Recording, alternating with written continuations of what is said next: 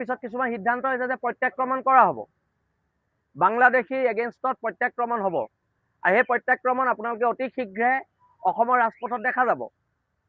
কাৰণ এটা কথা আমি বাৰে বাৰে কৈছোঁ, আমাক মাৰি থাকিব, আমি ইয়াৰ পুলিচ কেছ দি থাকিম নি? আমাক বাৰে বাৰে মাৰিব, হত্যা কৰিব, আমাৰ ছোৱালীক বলাৎকাৰ কৰিব, তাৰপিছত আমি পুলিচৰ কেছ দি থাকিম। যেতিয়া সেই ছোৱালীজনী সতীত্ব হৰণ কৰিবলৈ আহিছিলে, সি কিখন আইনৰ অধীনত আহিছিলে তাক লৈ মোৰ প্ৰশ্ন আছে। বীৰ লাচিত সেনা অসমৰ প্ৰশ্ন আছে। আৰু আমি ৰাজপথত চিঞৰ বাখৰ কৰা সংগঠন নহয়, মই পুনৰ কৈ দিছোঁ। আক্ৰমণ হৈছে, প্ৰত্যাক্ৰমণ হ'ব, অসমৰ জনগণে দেখা পাব। কৰে অসমৰ ৰাজপথত ভয়াৱহ পৰিস্থিতিৰ সৃষ্টি হ'ব। কাৰণ ঘটনাটো বাংলাদেশত হোৱা নাই, ঘটনাটো অসমৰ মাটিত হৈছে, শ্বহীদৰ মাটিত এইটো ঘটনা হৈছে। ইয়াৰ প্ৰত্যাক্ৰমণ হিমন্ত বিশ্ব শৰ্মায়ো দেখিব, ইয়াৰ প্ৰত্যাক্ৰমণ অসম আৰক্ষীয়েও দেখিব, ইয়াৰ প্ৰত্যাক্ৰমণ অসমৰ থলগিৰি মানুহে সেই উচ্চ কৰি দেখা পাব। থলগিৰি মানুহৰ শংকাৰ কাৰণ নাই। কিন্তু আকৌ কৈ দিছোঁ, হিমন্ত বিশ্ব শৰ্মাৰ এই চৰকাৰখনৰ, আপোনালোকৰ চৰকাৰ ফেইলিয়ৰ হৈছে।